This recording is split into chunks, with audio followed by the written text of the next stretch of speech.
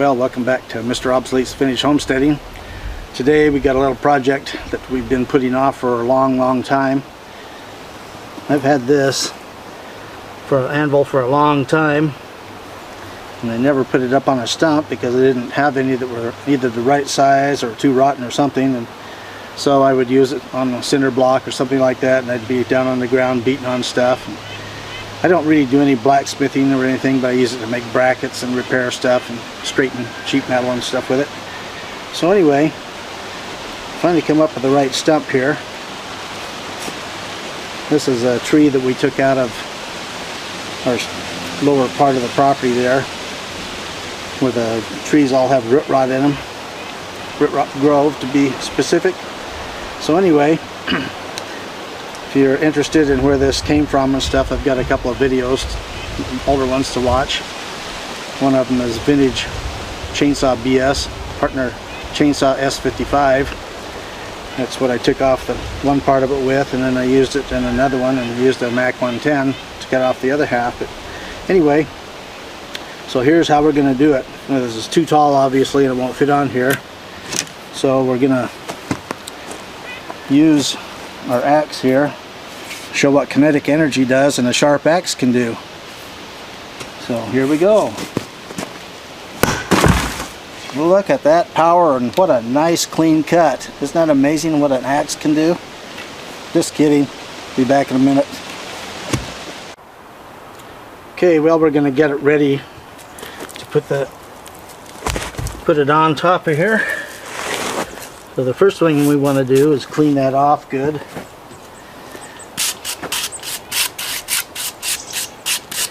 I've tried different methods of treating the wood. I've used melted wax and stuff, but it doesn't stay on there. When you're beating on it, it chips off and stuff. So we're going to use this ick here, boil linseed oil, and I'll turn this over a couple of times a year and treat it. It soaks right into the pores there and keeps it from rotting when it's on the ground. And when I get ready to put up a shed where I put it in permanently and stuff, we'll put down some gravel, and that way it'll stay from rotting and stuff. This keeps it from cracking and stuff too. So get that all spread out there.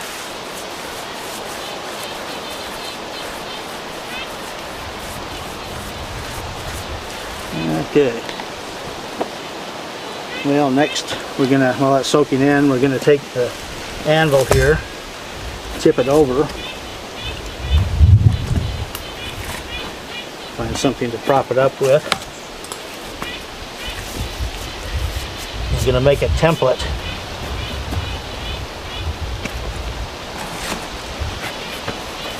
So we need some cardboard, and we'll put over here.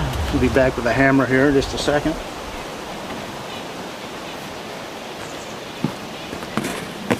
Put that on the edge. Start going around the perimeter here.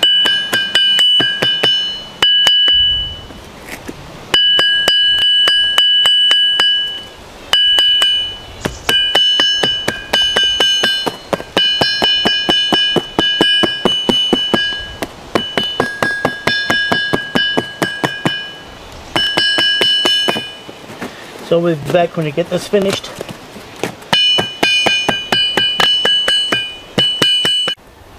Okay, well, you can see the pattern there and the holes for the bolts. We'll get our handy dandy scissors here and cut it out.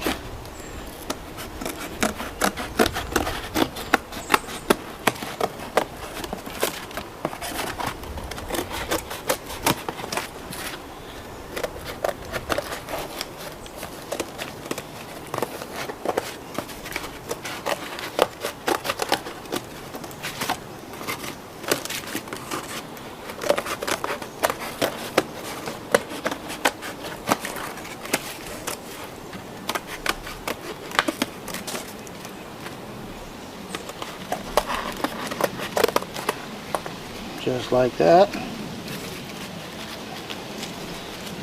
Open up the holes there so we can see where to put the bolts. Next we'll flip the stump back over here.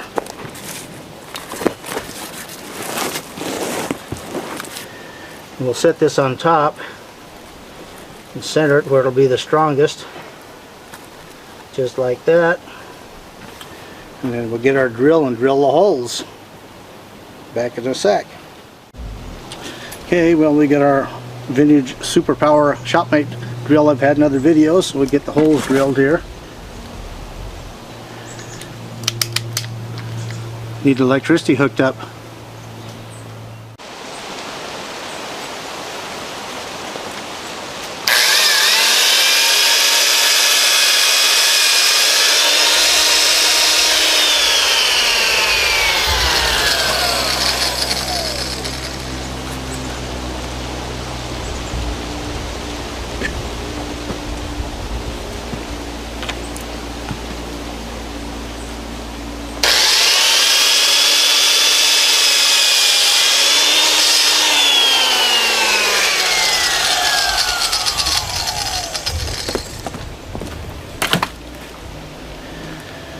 Now,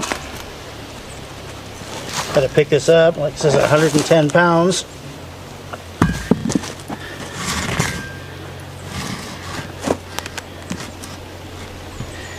Get it lined up and get our bolts.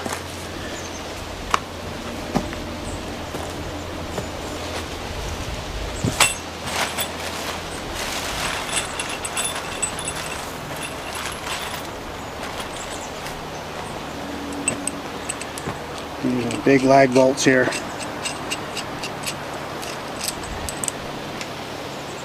Okay, well, we'll get these started and be back.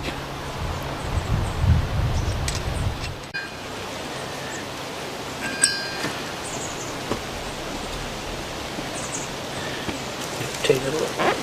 Okay. Okay, well, we're ready to get this bolted down.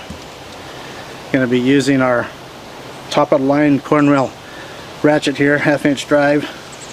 These are really superb, much better than the snap-ons that I have. Fit your hand better, last longer, just much better. We'll talk about tools soon. We'll just run this down.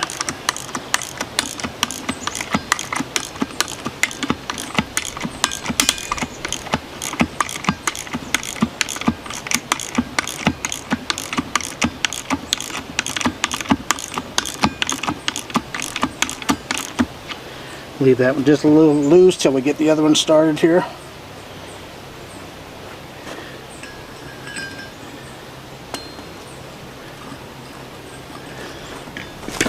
Line it up here, right there. Yeah, there's not enough clearance. I'll have to get a wrench to do that one. So I'll be back. Okay, well, we're back. I couldn't get the ratchet under here because there's not enough clearance, so what we're going to use is a ratcheting box end wrench. So this ratchet's either direction, and also flexible so you can get into tight spots. These are really good for stuff like this.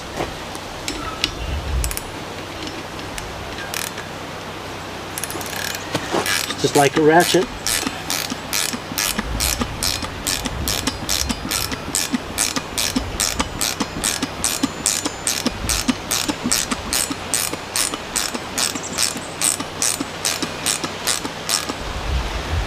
Well, we'll be back when we're getting ready to do the final snug up.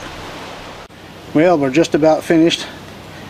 This wood is really tough stuff, so I had to get a bigger ratchet. There again, Cornwells are better than snap-on.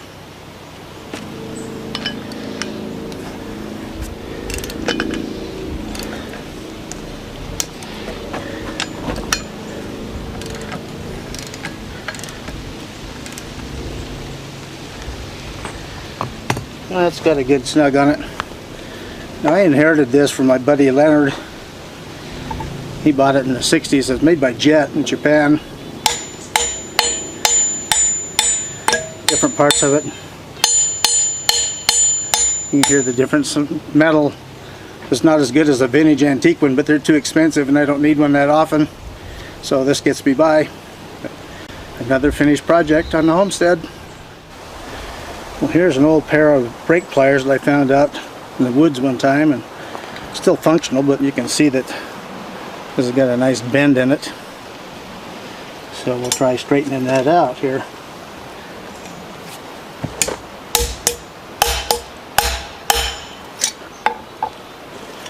Just like that.